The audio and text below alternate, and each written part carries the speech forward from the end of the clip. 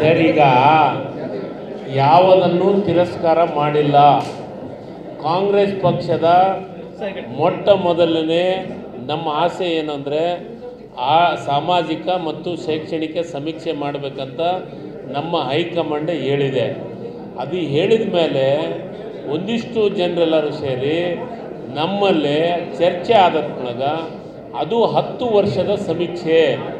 ಅದರೊಳಗೆ article 1995 section 11(1) ಒಂದು ಪ್ರಕಾರ ಅದನ್ನು 10 ವರ್ಷ ಆದಮೇಲೆ ಹೊಸ ಸಮೀಕ್ಷೆ ಮಾಡಬೇಕಂತ ಆಯೋಗನ ಹಿಂದುಳಿದ ವರ್ಗದ ಆಯೋಗನ ಹೇಳ್ತಾ ಇದೆ.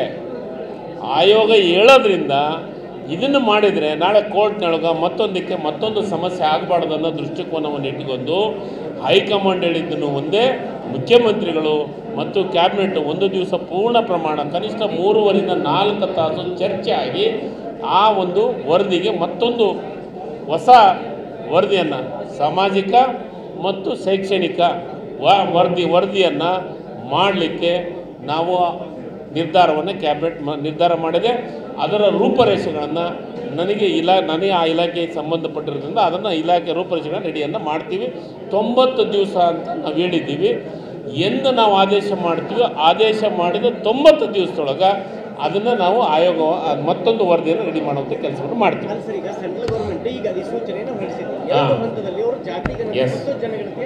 ಗಣತಿಯನ್ನು ಮಾಡಂಗಿಲ್ಲ ಅವರು. ಜಾತಿ ಗಣತಿಯನ್ನು ಮಾತ್ರ ಮಾಡ್ತಾ ಇದ್ದಾರೆ. ಅವರು ಸಾಮಾಜಿಕ ಮತ್ತು ಶೈಕ್ಷಣಿಕ ಸಮೀಕ್ಷೆ ಮಾಡ್ತಾ ಇಲ್ಲ. ನಾವು ಮಾಡ್ತಾ ಇರೋದು ಸಾಮಾಜಿಕ, ಆರ್ಥಿಕ ಮತ್ತು ಶೈಕ್ಷಣಿಕ ಸಮೀಕ್ಷೆ ನಮ್ಮದು. ಜಾತಿ ಎಲ್ಲದರಲ್ಲೂ ಜಾತಿ ಇರ್ತೈತೆ, ಜಾತಿ ಕಾಲಮ್ ಇರ್ತೈತೆ. ನಮ್ಮಲ್ಲಿ ಜಾತಿ ಕಾಲಮ್ ಇರ್ತೈತೆ, ಇರೋದಿಲ್ಲ ಅಂತಲ್ಲ.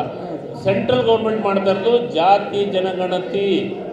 ನಾವು ಮಾಡ್ತಾ ಇರೋದು ಸಾಮಾಜಿಕ ಶೈಕ್ಷಣಿಕ ಸಮೀಕ್ಷೆ.